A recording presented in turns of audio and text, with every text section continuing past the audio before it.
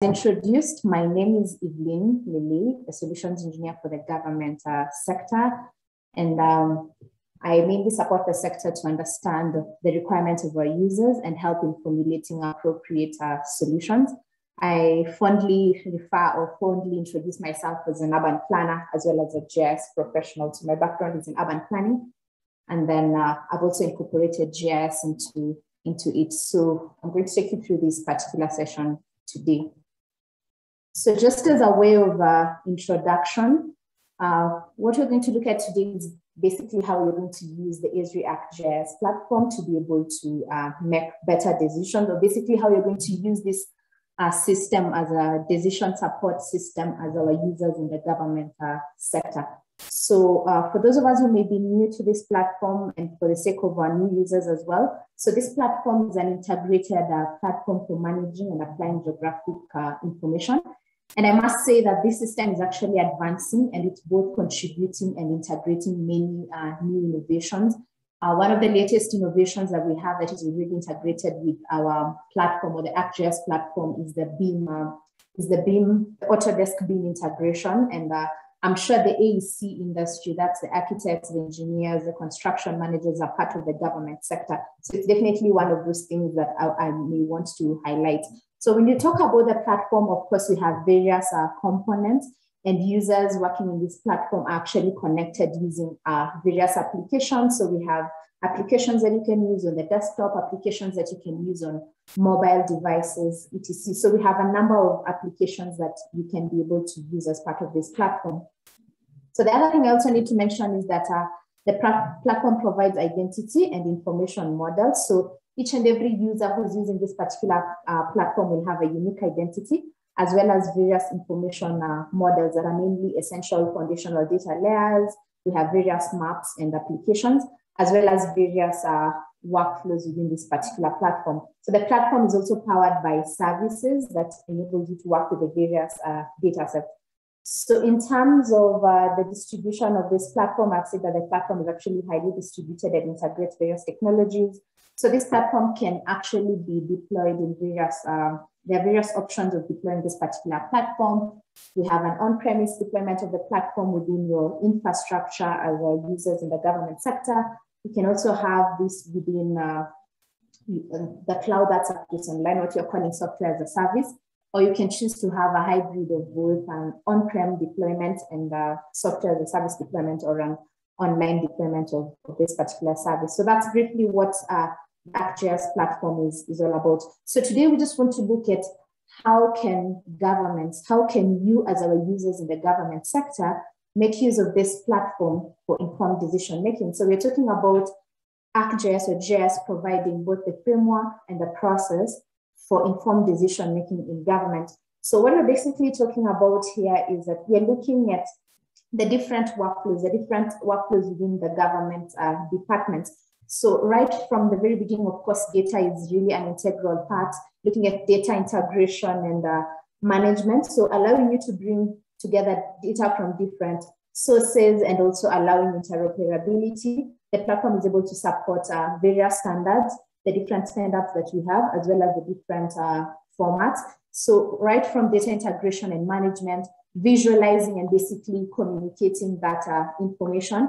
And then, of course, we have analysis, which is a very important component, being able to understand trends and patterns in your data, planning and design. And then ultimately, we want a decision support system, a system that is able to make us make mission critical decisions. So after all that workflow, at the end of it, we have to make informed decisions. And that's basically what we're talking about today. So after making those informed decisions, then as a government, you're able to take the necessary actions or the necessary measures. So we're basically talking about this platform providing the framework and the process for informed decision making in governments. So again, the other thing that I need to mention is that this platform is actually a smart platform. We're calling it a smart GIS, or what we're calling it is actually a system of systems.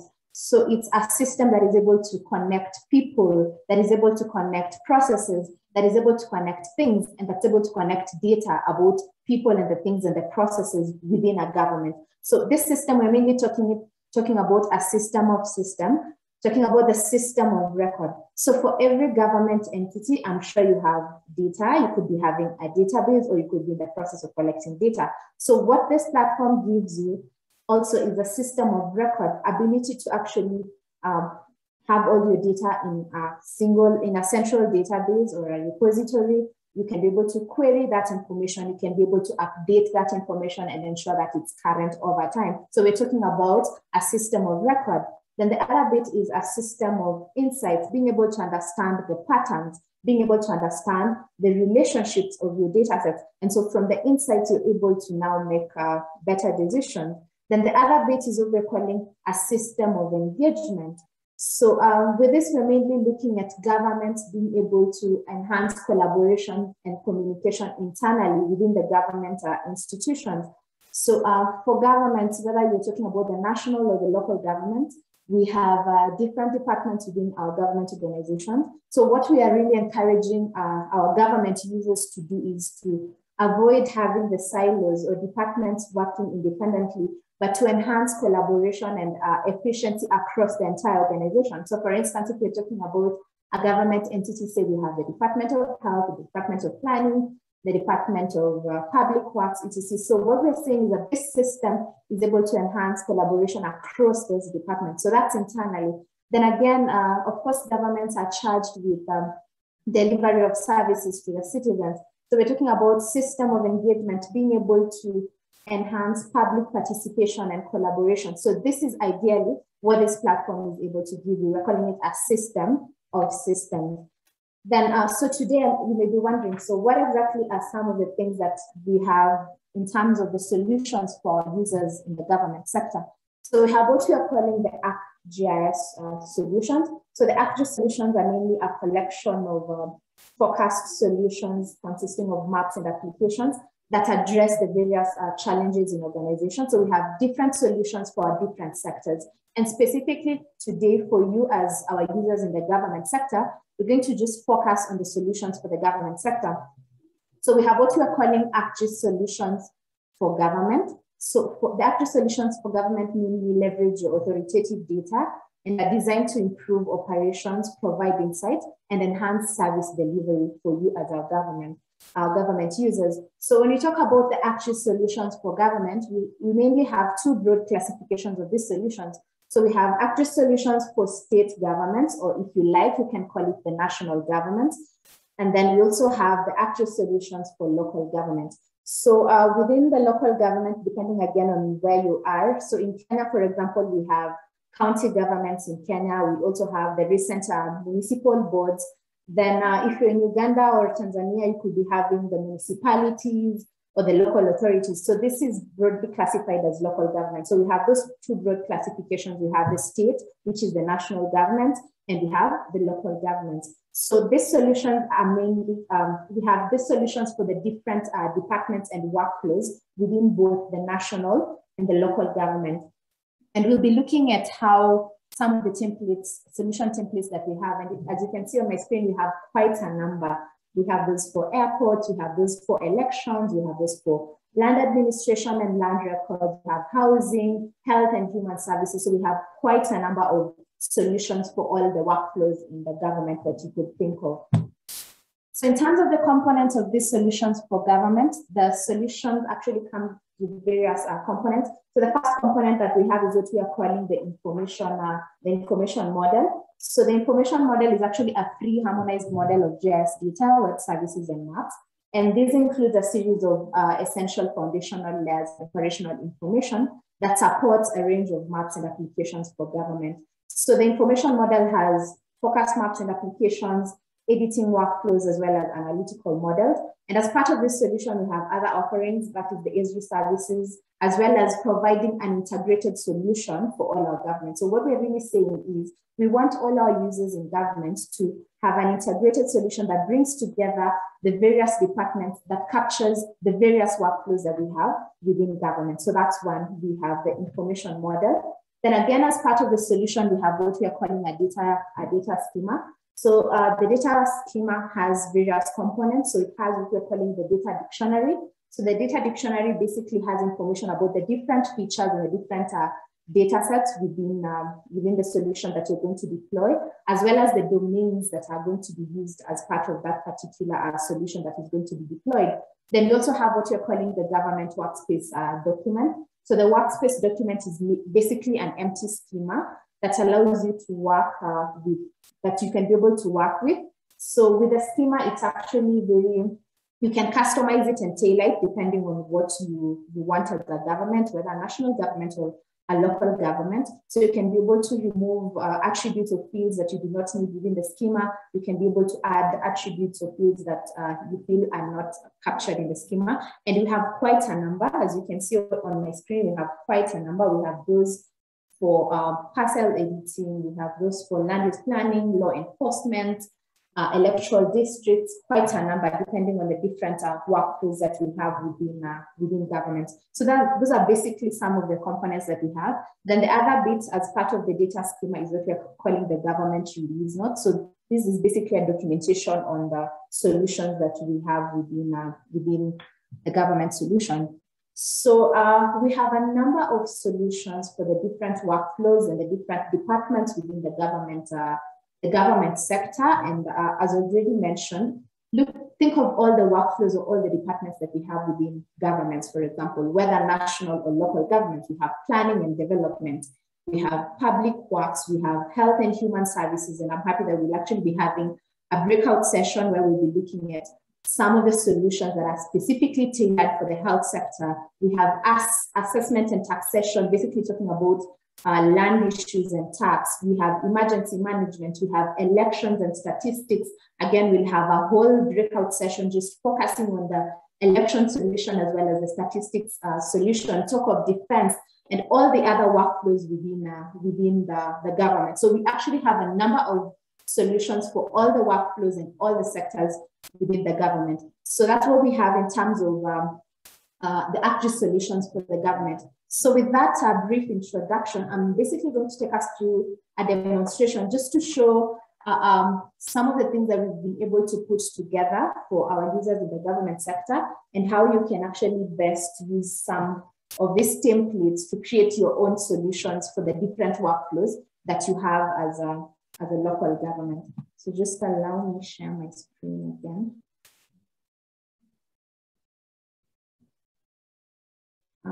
Ivaton, please confirm that you can see my screen. Yes, we can see it. Thank you very much. So as I mentioned, we have the ArcGIS solutions, which are mainly industry-specific solutions, which is a collection of forecast maps and applications, as I had already mentioned. And we have a number of solutions for different industries. So you can find more information about the ArcGIS solutions from the Esri ArcGIS solutions page where I am right now. So we have a number of solutions tailored for the different industries. And so for the interest of our users who are here today in the government sector, we also have solutions for government, what I already mentioned. So we have ArcGIS solutions for both the states, that's the national government, as well as the local government. So these particular solutions for the state and local governments are basically looking at addressing the issues, are actually focused on the workflows that we have within our governments, both national and local government. And we have a number of them based on the departments and the workflows that we have. I had already mentioned these. We have airports, we have elections, we have land administration and land records, public works, roads and highways, housing, urban planning and community planning, and all these others. So we actually have all the solution templates for the different workflows and the different departments within our government. So what I'm going to show you is a proof of concept of some of the solutions that we have deployed that aims to just show how you can best leverage ArcGIS within your organizations as governments to be able to better make informed decisions as governments, as you mentioned. So we have a number of solutions configured just to capture some of the workflows that we have. And it's actually an integrated solution to capture the workflows that we have within our governments. So for instance, whether you're talking about a national or a local government, we have different departments and these departments are actually common. So for instance, we could be having the lands, housing and physical planning department. We could be having the finance department. We could be having environment, water resources, education, health services, agricultural, livestock, etc. So all the departments that you could be having within your government. And I'm sure these actually cut across both national and local governments. So what this solution does is that it integrates the workflows of the different departments within our government. So what we are really encouraging our users in the government sector to do is to have an integrated solution that brings together all these workflows and avoid working in silos as government institutions. So I'm just going to show some of the applications that we have, solution applications that we have that captures some of the workflows. And for instance, if you're talking about the environment department, you want to ensure that you have an inventory of all the resources, the water and environmental resources of a government. It could be a national government or a local government. So this application shows what you could have in terms of resources within your government. And you're able to see a summary of what that particular government has. So information summary, you can be able to see a summary of all the resources that we have within a particular jurisdiction, whether national government or local government. You can be able to query information about the resources that we have within an area. So for instance, I have various natural resources here. For instance, you just want to see within our particular jurisdiction, which are the resources that are meeting a particular criteria. For instance, here I have dams, and you just want to look at the dams that are meeting this particular criteria. So you can always query that particular information and just see what you have. Yeah, again, so this allows you to just be able to apply queries, and you can be able to see that, it actually shows you where those resources are. It gives you the attribute information about the resources that you have. And the beauty of this is that it's also highly interactive. You can click on a particular resource. For example, this is the Nakuru National Park. You can be able to see more information about that. So this is one way of documenting information, natural resources or environmental resources within, say, a county government, for example. You can also be able to share this information maybe in your website as a county government or whichever organization you are in. You can have this information shared. So that's one, just showing what you can be able to do. Then the other bit, of course, is the land sector, whether you're talking about the physical planning department, the lands and physical planning departments, whether in national government or local government. So, of course, the very important bit is that everything happens on land. So what you're seeing here is a sample of what you could have for a land information management module, basically trying to capture information about the land parcels within your jurisdiction, whether registered parcels, etc. So you can actually get an information summary of the total number of parcels that you have within a particular area and the details of that particular land parcel, the LR numbers for those particular parcels, the land uses for that particular parcel, etc. So again, in terms of the infographics, in terms of the land use, you can be able to see what types of land uses we have within a particular area. You can be able to query information. You can be able to see which parcels have land rates that have not been paid, etc. So you can actually be able to get all this information within a land information management module. Yeah, this is what I was trying to show. So you can be able to see the land use based on the various uses within the county, residential uses, commercial uses, agricultural uses, etc. And the beauty with this is that as you click on a particular land use, they actually highlighted or selected within the land information management module. You can also be able to query that information. So at the moment, for instance, if someone needs to do a land search if someone needs to do a land search and they have gone to the land registries, it actually, I'm aware that there are a few governments that are already having a digital kind of a process for this. So what this gives you is also the ability to just quickly do land searches. So if you know the LR number of a particular land parcel, you can simply query and actually do a quick land search. So for instance, you can see this particular land parcel here, it's the LR number. You can see the amount payable in terms of rates, the land value for that particular parcel, the area in hectares, etc. So you can actually have as many attributes of that particular land parcel as possible. So you can be able to query that information. You can also be able to query based on maybe the rates payable in a particular area. So you can be able to see what I have on a particular parcel here. So that's one, just capturing the workflows within the departments of lands. Then the other bit that is also a main concern for our users, especially in the government sector, again, in the land sector, is matters approvals and development control. So everything would actually be based on the land information management module. So I have a sample application here. So this is a sample application for development permission within, say, a municipality or a local government. So with the land information documented, one can now be able to fill in the details of applications. So basically capture the details of the LR number and all the details of that particular parcel here. Then the person who's actually seeking development permission in a local government can fill in their details.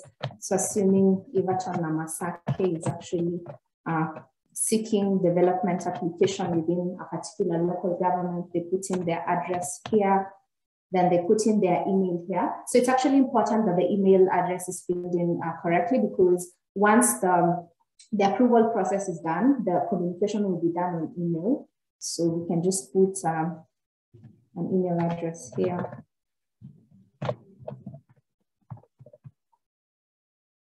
Then the phone number. Yes, then the other details will be automatically picked based on the parcel that we have selected. And then you can be able to choose the type of application that you're making. It could be a development application or building application. It could be a change of user. It could be a renewal of lease. It could be a subdivision or amalgamation. So you can be able to pick the type of application that you want to apply for to that particular local authority.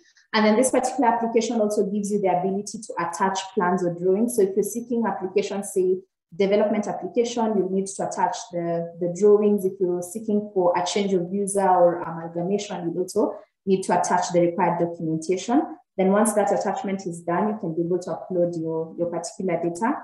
Then now, so this is the phase that will be used by the customers or the clients. Then we also have the bit that will be used by the county government, for example, or the municipality or the agency that is actually giving the right for development approval. So we have some kind of a development control dashboard that shows the total parcels within that particular area. Then it shows all the applications, all the development applications that have been done to that particular municipality or local government or agency. And then you can be able to see the development approval status. So for instance, you can be able to monitor what percentage of the applications that have been submitted for approval have actually been approved, what percentage have been deferred, and what percentage have been rejected. You can be able to see the types of applications that have been submitted to this authority.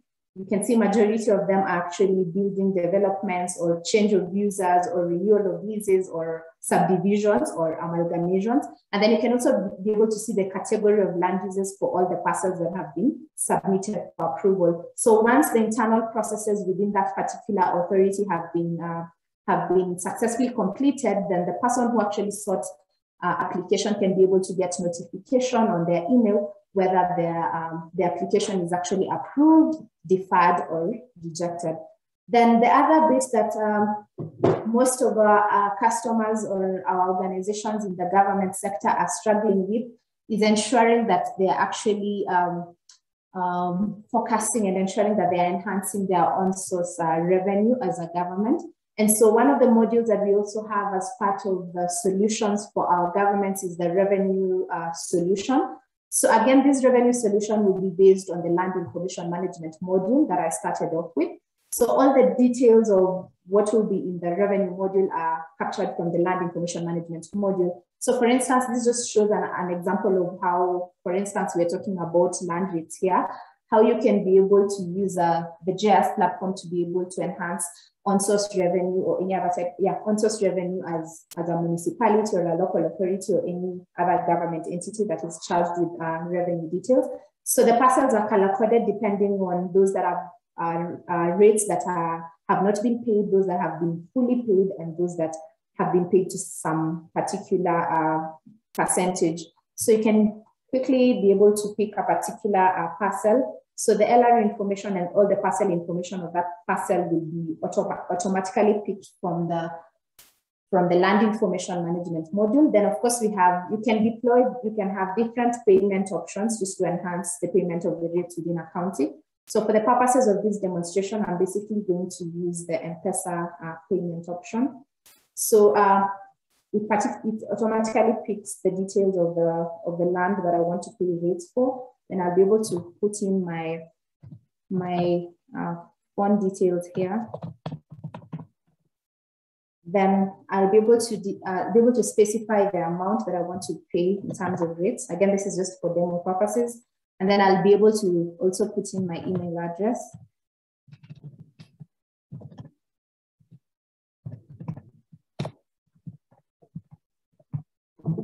So once that is done, I'll simply say, yes, I'm going to pay rates for that particular block, and then I'll choose Lipa na M-Pesa. So I'll actually be notified. I'll get a notification on my phone that I need to pay rates for a particular land parcel. All right, so I've actually gotten the notification to pay rates for that parcel. So I'm going to allow. All right, so your payment has been received. So depending on the amount of payment that you have paid, it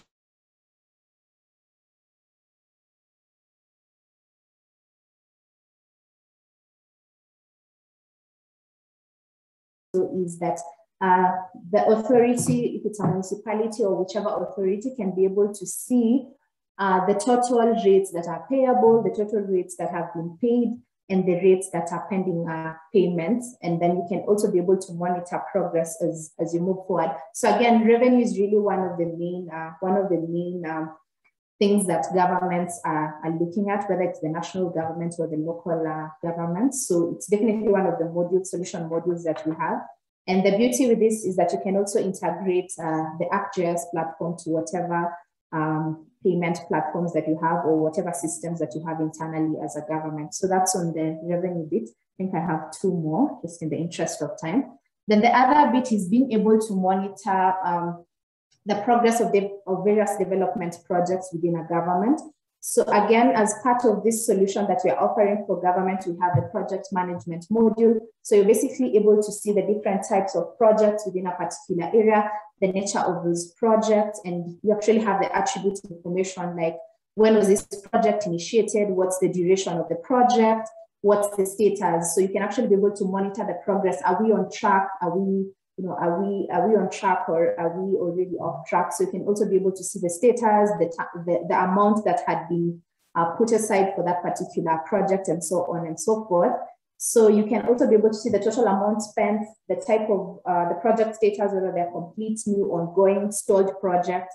Then you can also be able to see the project category. So for this particular project, if it's an organization or a government doing projects, you can actually be able to see how many projects have we done in the health sector, how many projects have we done in the education sector, in the water sector, etc. And the beauty with this is that you can also be able to query and get information maybe according to, based on particular areas. So for instance, I can query this and just see within a particular area, how many projects do we have? So you can see in this area or within this jurisdiction, we don't have any projects. Let me try another one.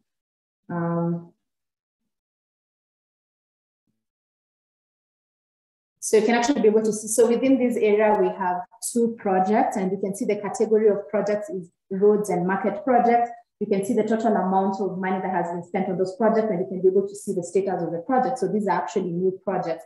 Then the other thing that you can also be able to see is you can be able to track projects based on dates. So maybe you just want to query and see if, for instance, it's a government, what are the number of projects that we've done within a particular financial year. So you can be able to put in the start date. Maybe let's see what projects we've done between 2020 and 2021. So let me just pick a date and see the projects that we have done. So you can be able to see maybe for that period, we don't have any projects done. Let me just try 2019 and 2021.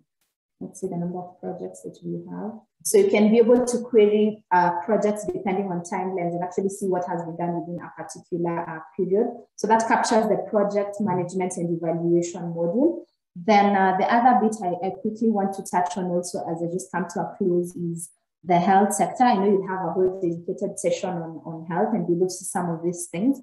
Again, being able to just document information about the health information that you have as a government.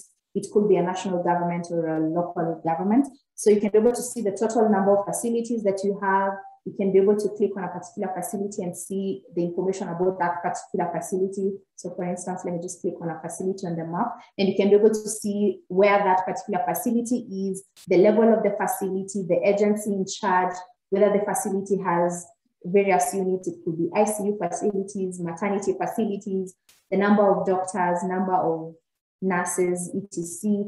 Then you can also do some query. Maybe you just want to query by county, for example. Let me choose Busia. So we can be able to see on the map that just zooms into Busia. We can see the total facilities, and we can be able to see information about those particular facilities. You can query by agency.